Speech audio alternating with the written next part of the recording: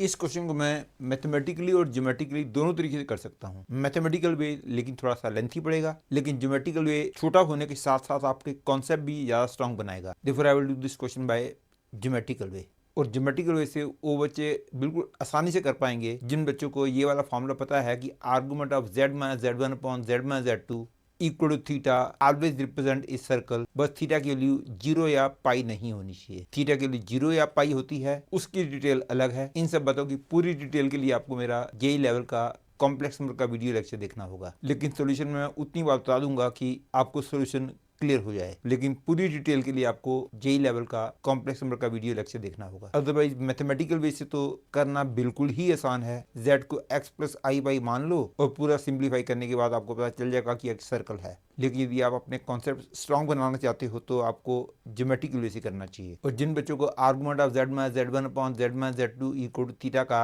Locus circle कैसे होता है ये सारी डिटेल पता है, तो उन बच्चों को ये अपने आप ट्राई करना चाहिए। Otherwise they can see the solution. Otherwise question के सोल्यूशन में शुरू में मैं इसी कॉन्सेप्ट को एक्सप्लेन करूंगा। Let me read the question first.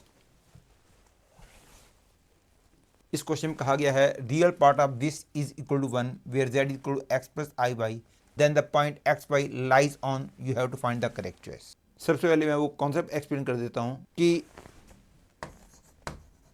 Argument of z minus z1 upon z minus z2 equal theta always represent a part of circle. ध्यान रहे थीटा की किसी भी वैल्यू के लिए ये कंप्लीट सर्कल कभी भी नहीं आएगा। For every value of theta you will get A part of circle. सबसे पहले मैं इसी कॉन्सेप्ट को एक्सप्लेन करता हूं।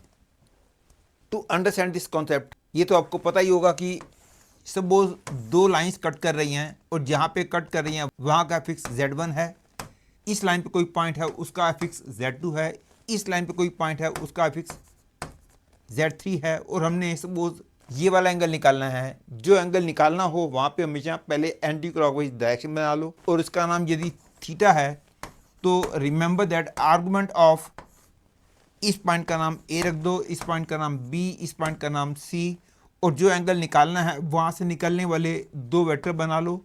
जहां से एंगल शुरू हो रहा है उस वेक्टर को डिनोमिनेटर में रखो, जहां पे एंगल खत्म हो रहा है उस वेक्टर को न्यूमिनेटर में रखो,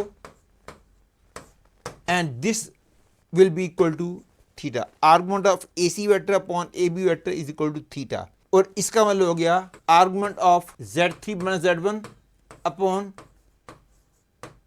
z2 minus z1 is equal to theta, क्योंकि ए सी वेक्टर का मतलब होता है affix of C minus affix of A, A B vector का मतलब affix of B minus affix of A.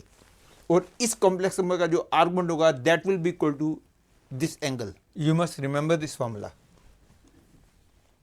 और इसके आगे मैं इस कॉन्सेप्ट को यूज करूंगा कि किसी भी सर्कल में angle in the same segment are always equal. Keeping this concept in mind, clearly this equation can be written as argument of z1 minus z upon z2 minus z equal to theta. Suppose इस point का fix z1 है, इस point का fix z2 है और z एक variable point का affix है।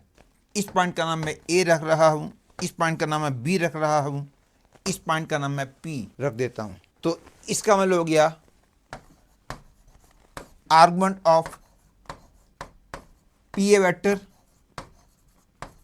P B vector is equal to theta. P A vector is this, P B vector is this. Argument of P A upon P B is equal to theta का मतलब हो गया कि angle P B से शुरू होना चाहिए, P A तक जाना चाहिए, डायरेक्शन एंटी क्लॉकवाइज होनी चाहिए, और ये क्लियरली एंटी क्लॉकवाइज डायरेक्शन है। और क्योंकि ये वाला एंगल फिक्स्ड है तो इसका मतलब हो गया the locus of Z will be a major arc of the circle if theta is acute angle. लेकिन lower part of the circle नहीं आएगा क्योंकि लोअर पार्ट के लिए पी ए और पी बी के बीच का एंगल थीटा नहीं होगा। That is for every value of theta locus of Z will be a part of circle and that part of circle will be a major arc if theta is acute and minor arc if theta is obtuse. और ये equation जिस arc को represent करेगी उस arc के and point भी locus में include नहीं होंगे। दैट इज जिस आर्क को इस इक्वेशन ने रिप्रेजेंट किया है, उस आर्क में z की वैल्यू z1 भी नहीं हो सकती और z की वैल्यू z2 भी नहीं हो सकती, क्योंकि z की वैल्यू z1 हो जाएगी तो ये 0 बन जाएगा और 0 का आर्गुमेंट अनडिफाइंड होता है, और z की वैल्यू z2 हो जाएगी तो यही अनडिफाइंड हो जाएगा। And in case theta is π/2 then locus of that will be a semi circle, और यदि प्लस माइनस π/2 हो जाएगी देन दो सेमी सर्कल आएंगे, hence you will get a complete circle. जब मैं क्वेश्चन करूंगा तो आपको मेरी बात और ज्यादा क्लियर हो जाएगी। And now according to question, real part of this is equal to 1 means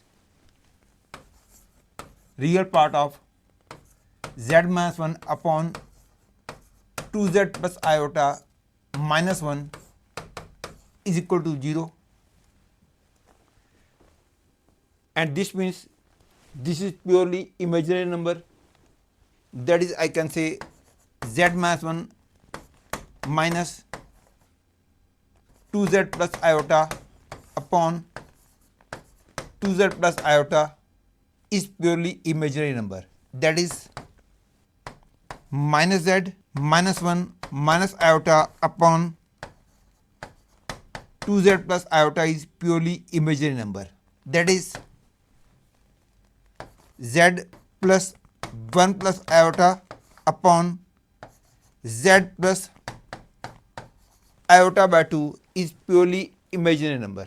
This is not equal to, if this is purely imaginary, this is also purely imaginary, and because this is purely imaginary, it means argument of z minus -1 minus iota upon z minus iota by 2 is plus or minus π/2, which can be written as argument of -1 minus iota minus z upon minus iota by 2 minus z is equal to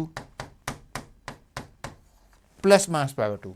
And now suppose -1 minus iota is somewhere here and minus iota by 2 is somewhere here, and this is a complex plane, and suppose z is somewhere here, and this can be written as, इसका नाम मैं a रखता हूँ, इसका नाम b, उसका नाम मैं p रखता हूँ।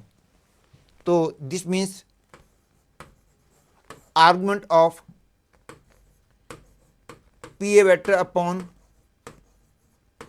pb vector is equal to plus minus π/2, मतलब कि पीबी वेक्टर और पीए वेक्टर के बीच का एंगल 90 है, that is this is PB vector, this is PA vector, और ये वाला एंगल 90 दे रखा है। तो obviously locus of the point P will be a semi circle. पहले मैं बात करता हूँ π/2 वाले केस में जो सेमी सर्कल आएगा वो ऊपर वाला होगा कि नीचे वाला होगा, और जब प्लस माइनस π/2 आ जाएगा तो locus of the point P will be A complete circle. वैसे क्वेश्चन अब कंप्लीट हो चुका है, क्योंकि बी चॉइस और डी चॉइस तो वैसे ही गलत हो गई क्योंकि लोकस सर्कल है, और ये भी क्लियर है कि ये डिस्टेंस √5/2 है, दैट इज सर्कल का डायमीटर जो है वो √5/2 होगा। Hence I can say C is the correct choice, और सी चॉइस करेक्ट हो गई है तो फिर ए चॉइस करेक्ट हो ही नहीं सकती, क्योंकि जेईई मेन में हमेशा सिंगल आंसर क्वेश्चन आते हैं।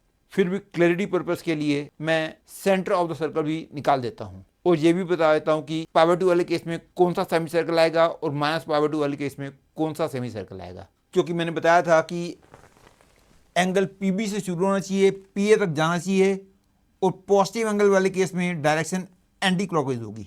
यहाँ पे पीबी ये है, पीए ये है, पीबी से शुरू करके पीए तक जाते हैं, ये डायरेक्शन क्लॉकवाइज है। तो इसका मतलब हो गया कि इक्वल टू, यदि माइनस π/2 होगा, locus of the point P will B this semi circle, और यदि इक्वल टू π/2 होगा तो locus of the point P will B this semi circle.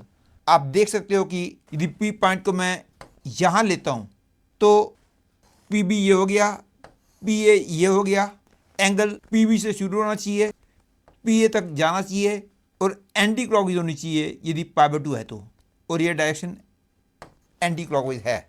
तो इसका मतलब हो गया इक्वल टू π/2 वाले केस में लोअर सेमी सर्कल आएगा, इक्वल टू माइनस π/2 वाले केस में अपर सेमी सर्कल आएगा, that is equal to plus minus π/2 वाले केस में पूरा सर्कल आ जाएगा। तो यदि सर्कल का सेंटर निकालना है तो mid point will be the centre of the circle, or midpoint will be clearly -1/2, -3/4. Hence we have got the correct choice as C.